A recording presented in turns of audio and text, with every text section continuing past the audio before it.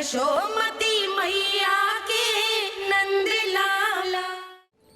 बोलो श्री नारायण भगवान की जय।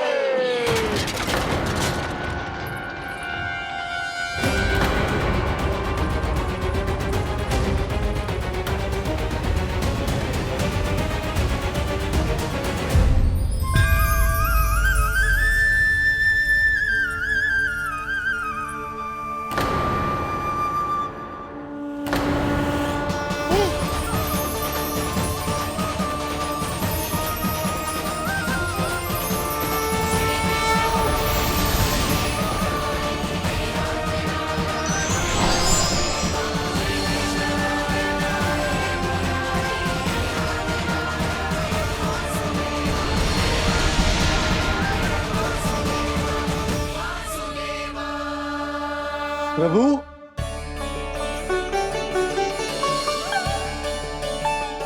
प्रभु, मैंने आपके अवतार को हानि पहुंचाने का प्रयास किया, फिर भी आपने मुझे दर्शन दिया। देने ही पड़े। तुम्हें मेरे चरणों का स्पर्श जो मिल गया। तुम्हें आश्चर्य हो रहा होगा, एक साधारण से स्पर्श से तुम्हें वो मिला जो बड़े से बड़े ऋषियों को भी कठिन से कठिन तपस्या के बाद भी नहीं मिलता। इसका उत्तर तुम्हारे अतीत में छुपा है। दैत्य हिरण्याक्ष के पुत्र के रूप में तुम्हारा जन्म हुआ था। शीघ्र ही तुम बहुत अधिक विशाल और असीम बलशाली हो गए थे, पर तुम अपनी शक्ति का प्रयोग अनुचित ढंग से करते थे। एक दिन तुमने महर्षि लोमस के आश्रम में बहुत ही उत्पात मचाया, हरे भरे वृक्षों को नष्ट कर दिया।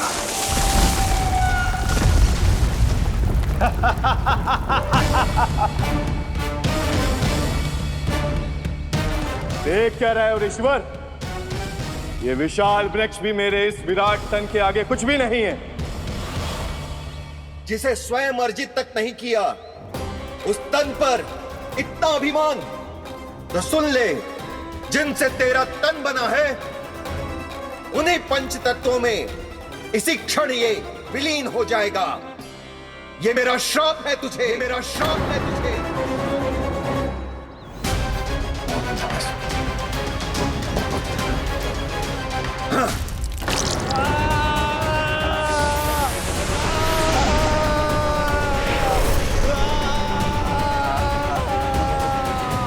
पर तभी तुम्हें अपनी भूल का आभास हुआ और ऋषि लोमस से तुमने क्षमा याचना की।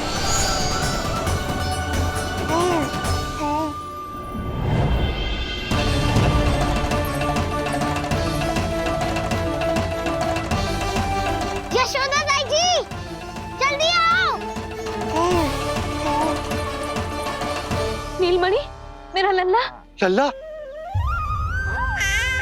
तुझे कुछ हुआ तो ना है ना? तुम ठीक तो है ना? मेरा नीलमणि, मेरा प्यारा बच्चा।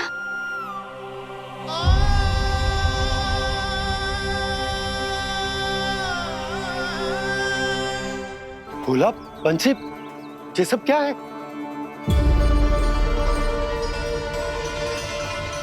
उज्जवल, ये किसने करो है? और देख, कहानी मत सुनाइयो। उज्जवल पुत्र, कैसे हुआ ये सब? किसने किया? और किसने? महाबली नीलमणि ने बड़ी ताई जी।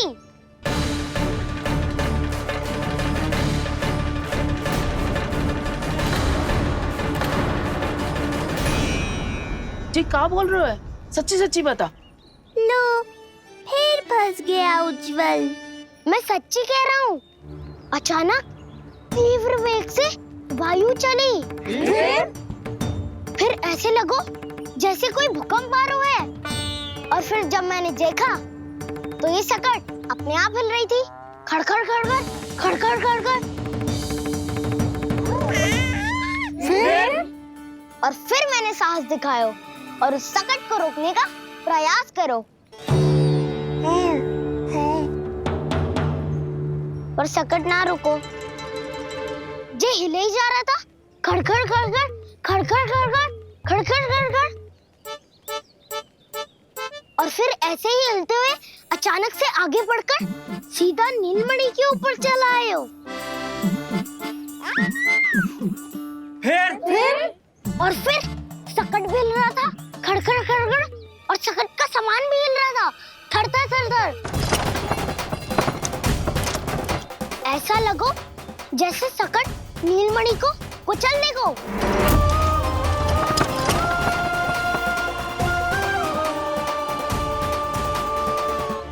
पर तभी जे जाग गए हो। इसने खींचकर अपने पाँव का प्रहार करो और चीख गया सकट आकाश पे।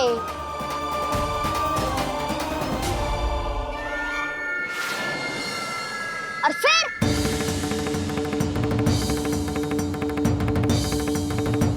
धड़ाम, सब भूमि पे गिरकर चकनाचूर।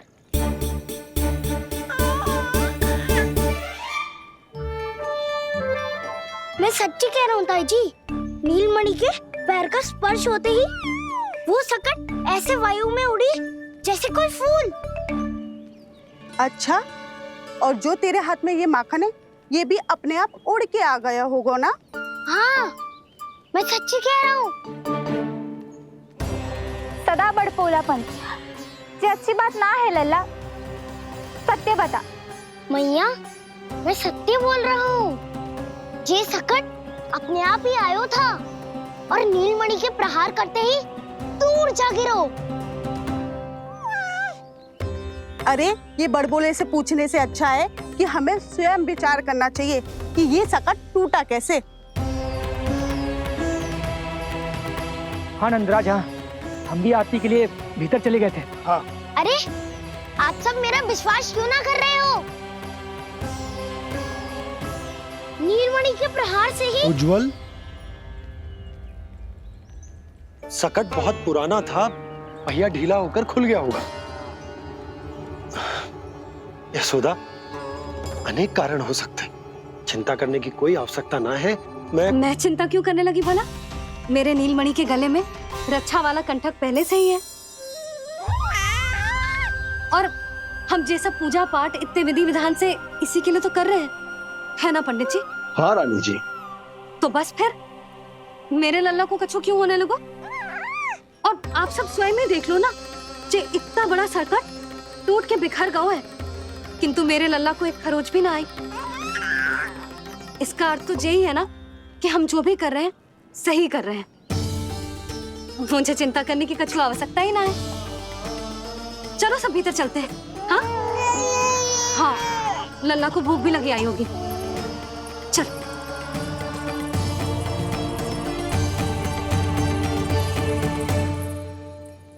नंदराज जी, अब हमें भी आज्ञा दीजिए। प्रणाम पंडित जी।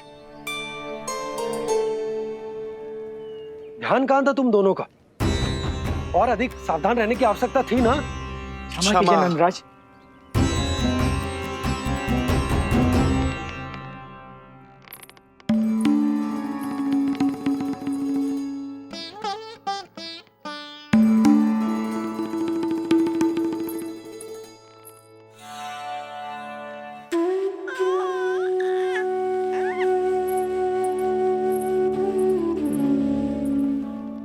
यशोदा, क्या हुआ? बोलो ना, क्या सोच रही हो? मुझे बहुत चिंता हो रही है जीजी। मेरे लल्ला के साथ कुछ ना कुछ दुर्घटना होती रहती है। अरे, अभी बाहर ही तुम सबको समझा रही थी, अब भीतर आते ही क्या हो गया तुम्हें?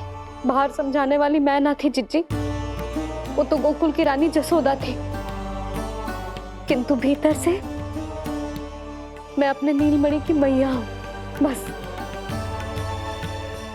और एक मैया को कितनी चिंता होती है, इसे आपसे अधिक कौन जान सकता है।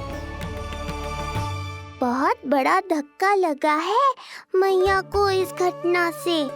अब तो ये मेरी रक्षा के लिए और भी अधिक चिंतित हो जाएंगी। यंत्र का कंठक, पूजा पाठ, इतने सारे प्रहरी, सुरक्षा के प्रबंध, यदि इतने सबके बाद भी मैं अपने लल्ला की रक्षा न कर पाई तो मुझसे अधिक अभागी कौन हो सकती है? मैं तुम्हारे मन की दशा समझती हूँ यशोदा। इसी चिंता के कारण ही तो मैंने आज तक अपने पुत्र को छुपा कर रखा है। मैं जानती हूँ चिच्ची, मैं समझती हूँ। मैंने तो नीलमणि के लिए इतने सारे संस्कार भी करो है, पूजा पाठ की है, किंतु मैंने तो आज तक अपने पुत्र का एक भी संस्कार नहीं किया है।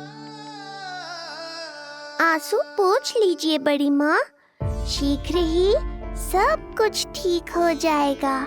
जब मैंने उसे जन्म दिया उसके बाद से आज तक न उसे घर के बाहर लाई हूँ न कोई संस्कार किया है। मैं तो उसका नामकरण भी नहीं करवा पाई हूँ यशोदा। उसके जन्म के समय स्वामी ने यह संदेश भिजवाया था कि उस कंस को हमारे पुत्र के बारे में तनिक भी भनक नहीं पड़नी चाहिए। तब से आज तक भय के छाव में जीती आई हूँ कि वो कंस कहीं हमारे पुत्र को भी ना मार दे, जैसे देवकी के सारे संतानों को मार दिया है। ये आशंका कभी सत्य नहीं होगी बड़ी माँ, मैं हूँ ना।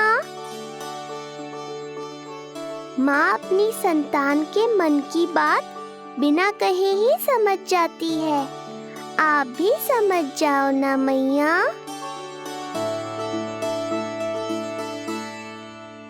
चिच्ची, हमें रोना ना चाहिए। हमें देख के लल्ला भी रो रहा है।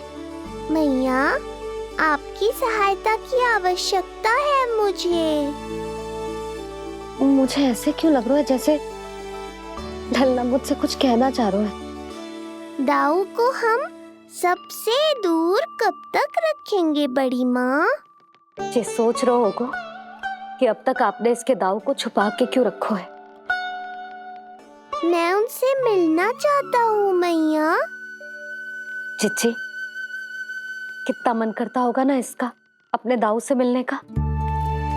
और आपके लल्ला का भी तो मन करता होगा ना कि अपने छोटे भाई को मिले। कितनी बातें करते हैं हम दोनों की इनके सामने। हाँ यशोदा, मैं भी अपने पुत्र को नीलमणि के बारे में सब कुछ बताती हूँ। तो बस फिर हमें साथ साथ रखिए ना। मेरा आधा हिस्सा है वो, उनके बिना मैं अधूरा हूँ मैया। ये दोनों भाई एक दूसरे के बिना अधूरे हैं जिज्जी। हमें इन दोनों को साथ ही रखना चाहिए। आप ही सोचो, यदि नीलमणि की रक्षा होगी तो आपका लल्ला भी तो सुरक्षित रहेगा। तुम सच कह रही हो यशोदा। हमें इन दोनों को मिलाना चाहिए और साथ में ही रखना चाहिए, सुरक्षित। तब तो शीघ्र ही पंडित जी को बुलाकर हमें शुभ मुहूर्त निकलवाना चाहिए। शुभ मुहूर्त? हाँ, शुभ मुहूर्त। दोनों भाइयों के मिलन के साथ साथ उनका नामकरण संस्कार भी करवा देते। अब अपने दाऊ से मिलूंगा मैं।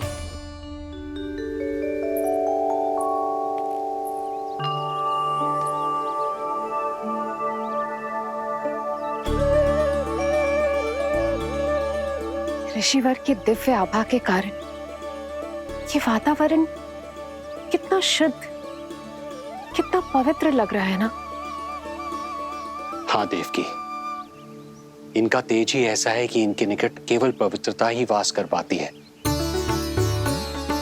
किसी भी प्रकार की दुष्टता इनके पास जाने से पहले ही नष्ट हो जाती है।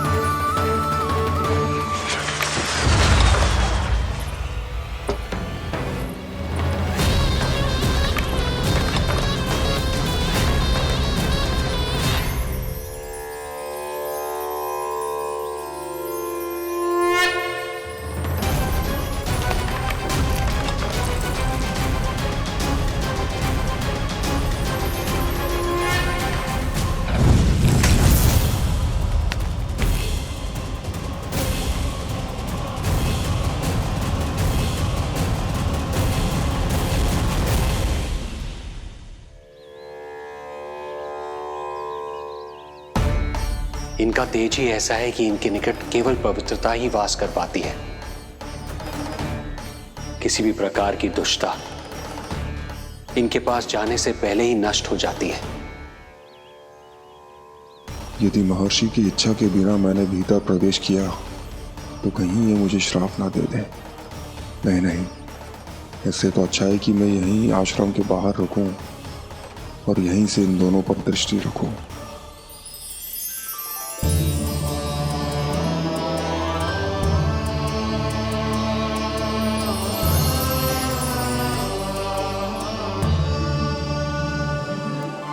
आपके आने का आभास हो गया था राजन। गुरुदेव, जो संतानें हमने खो दी है उनका श्राद्ध करवाने की विनती लेकर हम आपके पास आए हैं। आपका आना व्यर्थ नहीं जाएगा राजन, परंतु मुझे आभास हो रहा है श्राद्ध कर्म इस भेंट का एकमात्र कारण नहीं है।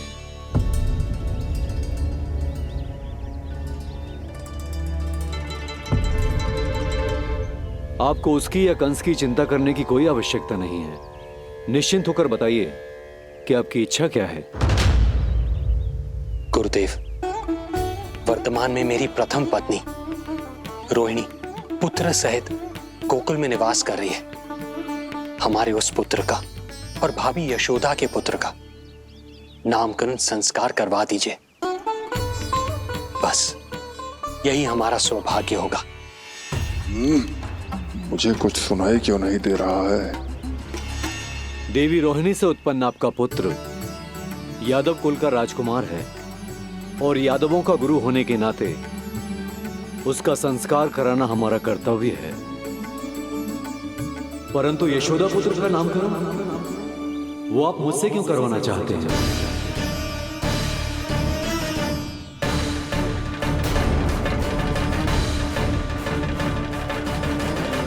गुरुदेव, सत्य ये है कि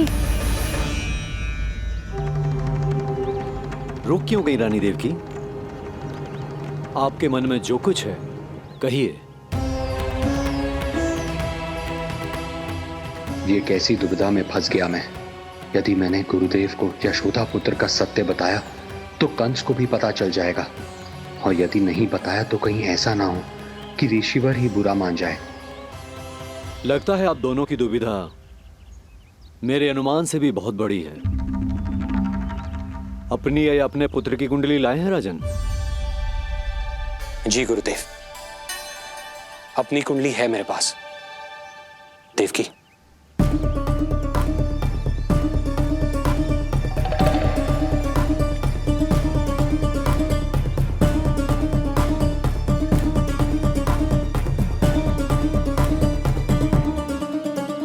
जो रहस्य आप नहीं बता पा रहे हैं राजन, वो ये कुंडली बताएगी।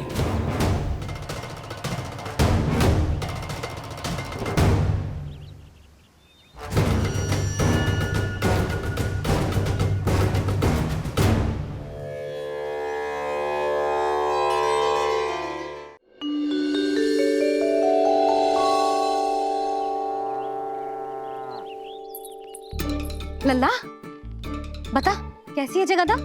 मैया को हो क्या गया है आज? देख, सही सही बताइयो।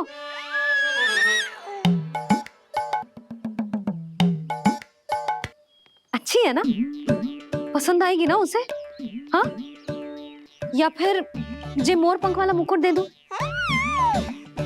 पहली बार मिल रहा है तू, उपहार तो देना चाहिए ना? पर बड़े तो वो है ना मैया, उपहार तो वो देंगे मुझे।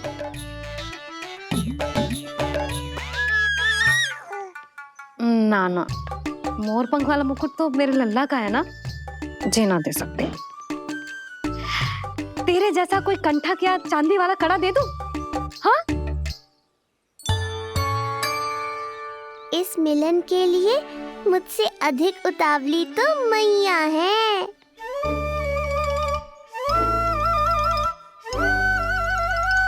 अच्छा, जे उपहार छोड़, तू तो जे बता कि तू उसे बुलाएगा क्या कह के? अन्य सभी के जैसे बड़े भैया या गांव वालों के जैसे दद्दा बुलाएगो, या फिर बड़े नगरों में जैसे बुलाते हैं ज्येष्ठ भ्राता बुलाएगो, या फिर प्रेम से बुलाएगो दाऊ? दाऊ बुलाएगो ना?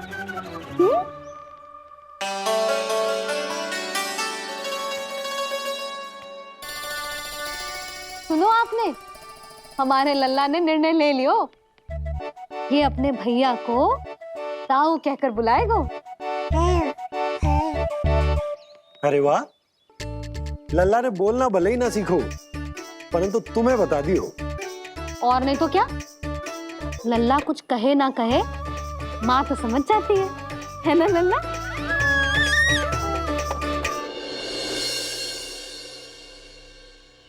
और इसने दाऊ वाली बात पे हाँ भी की है। हाँ हाँ तो सदानंद जी ने भी कर दी है। लो, मैं तो भूल ही गई। क्या कही पंडित जी ने? बता तो ना यशोदा, बाहर से आया हूँ, हाथ पैर तो धो लूं। हाँ, ले लो। अब बताओ, कब का मुहूर्त निकालो है? तनिक हाथ मुंह पूछ लूं। अब बताओ क्या कही उन्होंने? यशोदा थक गए हूँ, तनिक सांस तो लेने दो। बाहर से आया हूँ, जलना पूछोगी?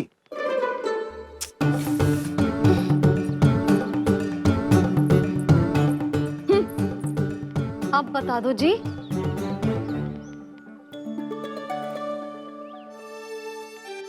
बाबा अब बता भी दो, नहीं तो खेल खेल में खेल हो जाएगा। हाँ बताओ।